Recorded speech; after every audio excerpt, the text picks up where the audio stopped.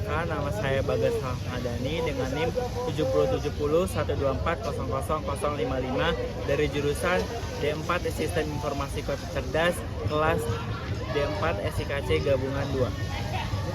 Yang pertama, Alhamdulillahirrabbilalamin, segala puji bagi Allah Subhanahu wa Ta'ala, Tuhan semesta alam yang telah memberikan kita nikmat iman, nikmat Islam, dan nikmat kesehatan, sehingga kita bisa berkumpul di tempat ini dalam keadaan damai dan bahagia.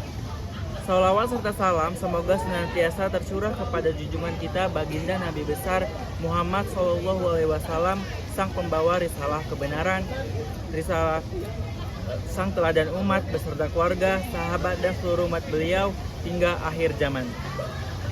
Hadirin yang dirahmati Allah Subhanahu wa Ta'ala, manusia diciptakan Allah berbeda-beda. Ada yang berbeda suku, bangsa, bahasa, budaya, bahkan agama.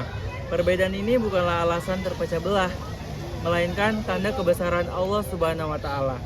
Dalam surah Al-Hujurat ayat 13, Allah berfirman, Ya ayuhan nasu inna khalaqnakum min zarikin wa unsa wa ja'alnakum syu'uban wa qabaila ita arafu inna akramakum indallahi atqakum. Yang artinya adalah, wahai manusia, sesungguhnya kami menciptakan kamu dari seorang laki-laki dan seorang perempuan. Kemudian kami jadikan kamu berbangsa-bangsa dan bersuku-suku, agar kamu saling mengenal. Sesungguhnya yang paling mulia di sisi Allah ialah yang paling bertakwa. Ayat ini menjelaskan bahwa tujuan dari perbedaan adalah agar manusia saling mengenal, bukan saling membenci.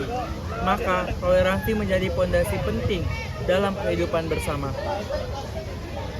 Secara bahasa, toleransi berarti tasamuh, yaitu sikap lapang dada, menghargai, dan tidak memaksakan kehendak.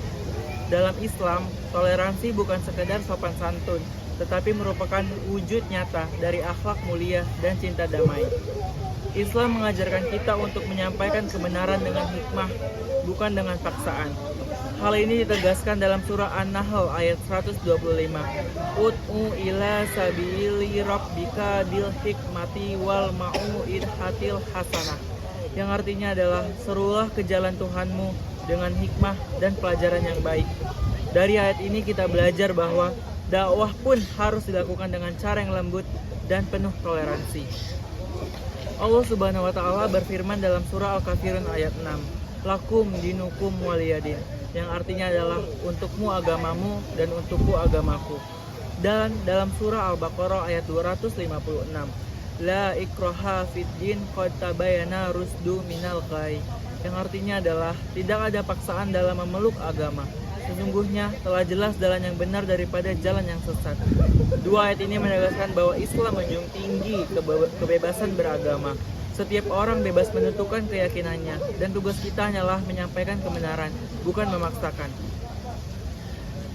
Hadis riwayat Rasulullah SAW bersabda dalam hadis riwayat Al-Bukhari, Barang siapa menyakiti seorang non-muslim yang hidup damai di antara kaum muslimin, maka ia telah menyakitiku.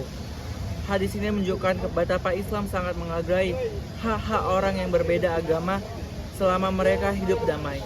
Nabi SAW melindungi mereka, bahwa menjamin keamanan dan kehormatan mereka.